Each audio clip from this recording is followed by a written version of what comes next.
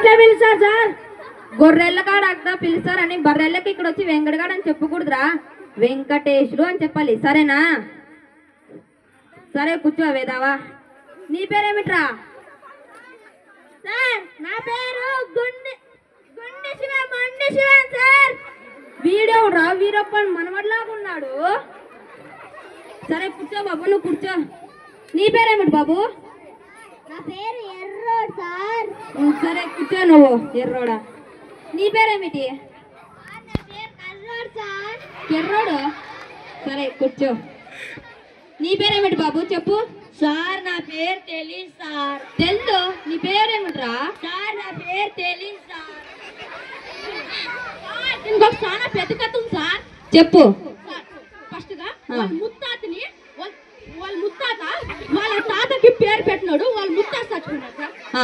తిరిగా వాళ్ళ తాత వాళ్ళ నాని పెట్టినాడు, వాళ్ళ తాత చచ్చిపోయినాడు సార్. అయ్యో.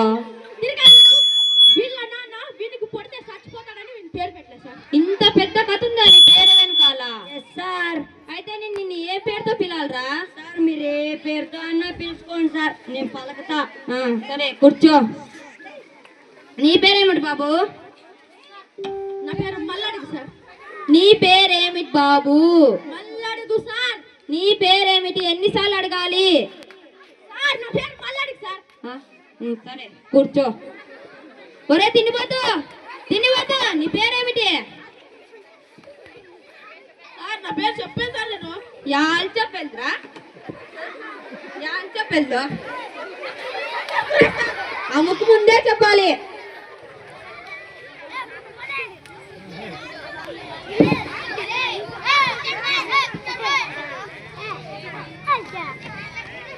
ఇప్పుడు మనం పేర్లు తెలుసుకుందాం, తర్వాత మీ ఇంటి పేర్లు తెలుసుకుందాం.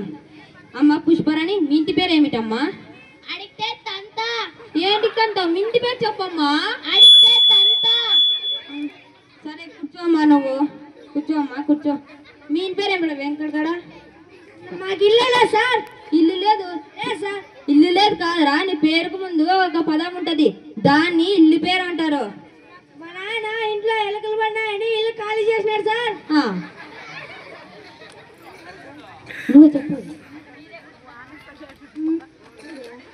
అయితే మీరు ఇప్పుడు ఎక్కడ ఉంటుంటారు? మా ఇంటి పక్కల చెట్టు సార్, చెట్టు. ఆ చెట్టు కింద ఉంటాం. అవునా, సరే కూర్చో. మీ ఇంటి పేరు ఏమిటి బాబు? సార్ మా ఇంటి పేరు గుడిసి సార్. గుడిసి? సార్ ఏం గుడిసిరా అది? సార్ మా ఇంటి పేరు గుడిసి సార్. ఏం గుడిసి అంటున్నారో ఏమో. మీ ఇంటి పేరు ఏమిటి బాబు? సార్ మా ఇంటి పేరు రేకుల షెడ్ సార్. రేకుల షెడ్? అదేమి ఇంటి పేరు రా? మా ఇంటి పేరే రేకుల షెడ్ సార్. సరే కూర్చో. ఒరే తిండిపోతు, మీ ఇంటి పేరు ఏమిటి? సార్ మా ఇంటి పేరు బిల్డింగ్ సార్. బిల్డింగా? సార్. సరే కూర్చో. ఒకడేమో బిల్డింగ్ అంటాడు, ఇంకోడేమో గుడిసె అంటాడు, ఇంకోడేమో రేకు షెడ్ అంటాడు రా. మీ ఇంటి పేర్లు వద్దు, మీ పేర్లు తప్ప స్వామి, జన్మలో అడగండి రా మీ పేర్లు, మరి ఇంటి పేర్లని. అమ్మా పుష్పరాణి, మీ నాన్న ఏం పని చేస్తుంటాడమ్మా? మొహముని తలకాయ చేస్తాడు సార్. ఏం తలకాయ చేస్తాడమ్మా?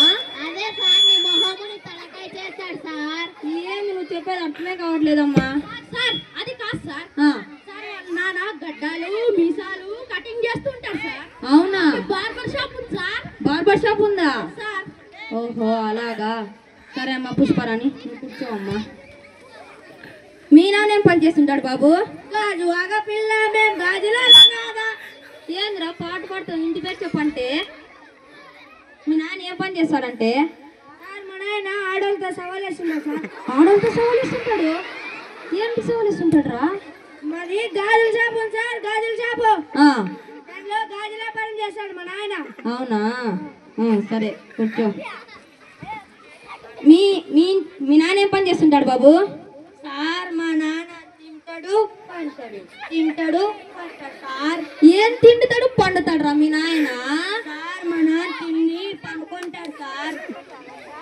మరి మీ ఫుడ్ తినడానికి ఫుడ్ ఎక్కడ నుండి వస్తుంది? నాకు అది తెలియదు సార్, ఎక్కడి నుంచి వస్తుందో.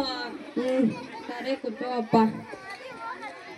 మీ నాన్న ఏం పని చేస్తుంటాడు బాబు?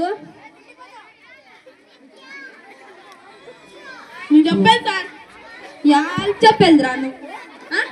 యాల్